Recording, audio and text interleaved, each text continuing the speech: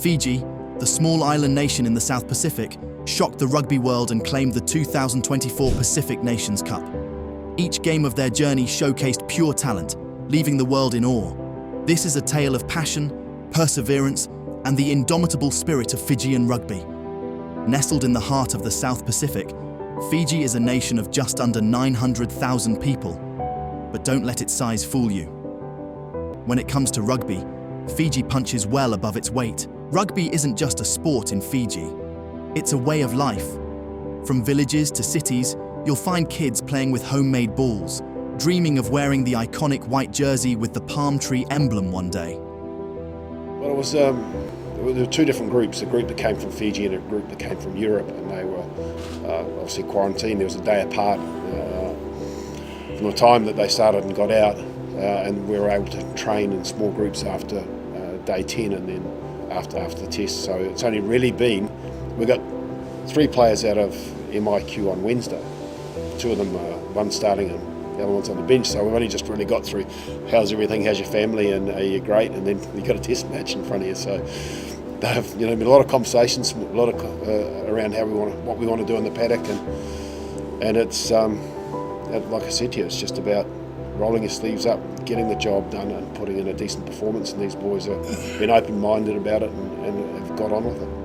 As the 2024 Pacific Nations Cup approached, Fiji faced a daunting challenge.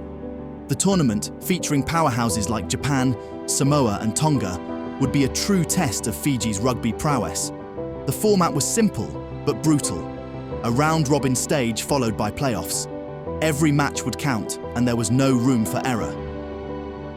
Preparation began months in advance. The Fijian Rugby Union left no stone unturned, bringing in specialist coaches, implementing new training regimes, and even incorporating traditional Fijian warrior workouts to build mental and physical toughness. As the tournament drew near, the final squad was selected, a mix of seasoned veterans and young talent, all united by their love for Fiji and rugby.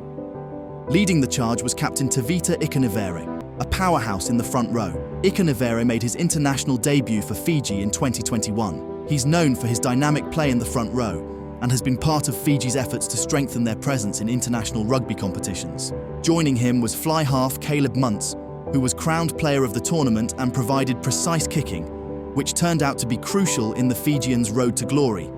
Muntz has represented Fiji at the international level, having been part of the Fijian national rugby team. He's known for his skills in game management and kicking.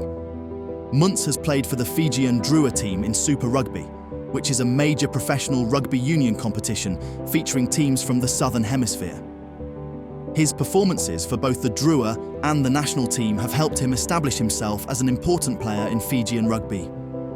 One of the significant moments in Muntz's career was his selection for Fiji's squad for the 2023 Rugby World Cup. This was a major achievement and highlighted his importance to the national team setup.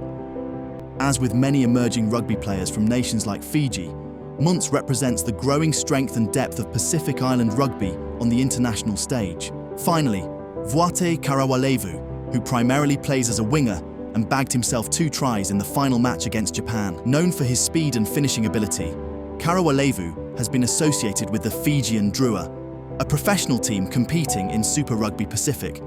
He has also represented Fiji at the international level, being part of the national rugby team setup. As a winger, Karawalevu embodies the typical traits celebrated in Fijian players in this position, a potent combination of pace and power. His emergence in the rugby scene is representative of the continued development of rugby talent in Fiji and the broader Pacific Islands region. Considered one of the promising young players in Fijian rugby, Karawalevu is part of a new generation looking to make their mark on the international stage. His career is still developing, with potential for growth and achievement in both domestic and international rugby.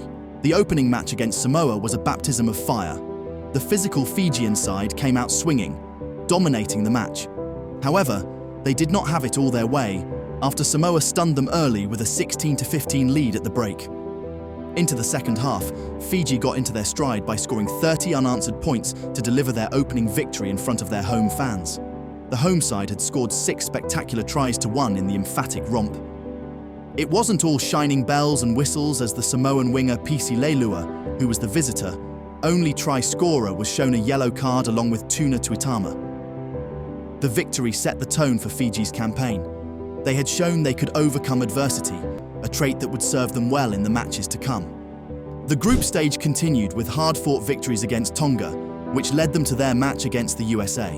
On to the next match of the group stage, the Flying Fijians held on with an early 19-0 lead in the first quarter of the game to claim another Tongan scalp in the country's 95th Test match in 100 years.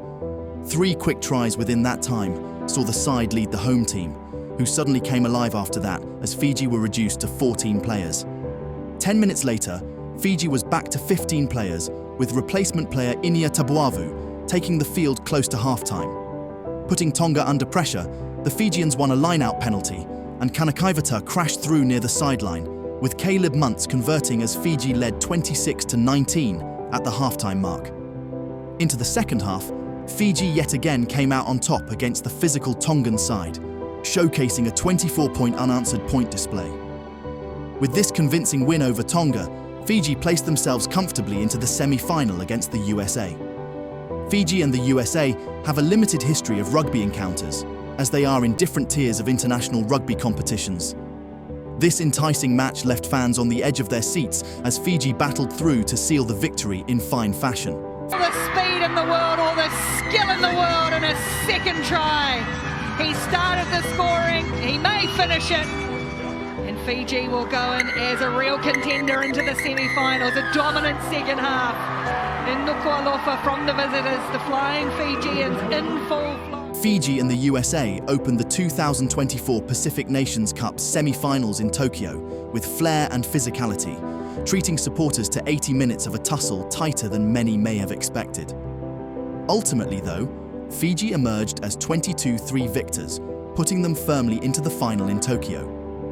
Despite having chance after chance at the Fijian 5-meter line, handling errors saw the USA's opportunities go begging, and their chance of victory slipped through the cracks, seeing the Flying Fijians take the win. Right side play on the move. Got an 11 with the ball tipped out the back. Once goes out the back door, ball in 2 hands, he bends the line, karawa level.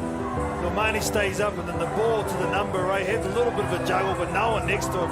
And the fancy finish from Elia Kanakaivata.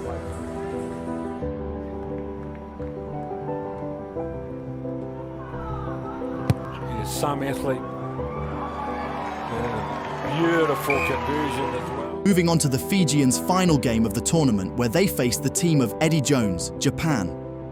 Wingers Vuate Karawalivu and Ponepati Loganimasi both scored 2 tries as Fiji secured a 7th Pacific Nations Cup title with a convincing 41-17 victory over Japan in the final in Osaka on Saturday. Karawalivu scored his first try off a kindly bounce from a kick out of defence in a tight first half and crossed again 10 minutes from time as the Brave Blossoms wilted in the heat of the Hanazono Rugby Stadium. Paris Olympics 7 silver medalist Loganimasi came on for his Test debut in the second half and quickly made his mark in the 15-man game with tries in the 59th and 75th minutes. Japan, looking to hand Eddie Jones the first trophy of his second stint as coach, held their own for the best part of an hour of the contest, despite playing with 14 men for 10 minutes around the break, when hooker Mamoru Harada was sin-binned. The home side also scored the pick of the tries through Dylan Riley in the 20th minute, the centre cutting through the first line of defence with a dummy and a sidestep before a chip, and Chase took him past the cover defenders. 3 tries in the last 20 minutes and 16 points from the boot of player of the tournament Caleb Muntz, though, ensured the Fijians would retain the trophy in the first year of the tournament's new format. Thanks for watching. If you enjoyed this video, don't forget to like, subscribe, and hit that notification bell to stay updated on our latest content. Have any questions or topics you'd like us to cover? Drop them in the comments below. Until next time.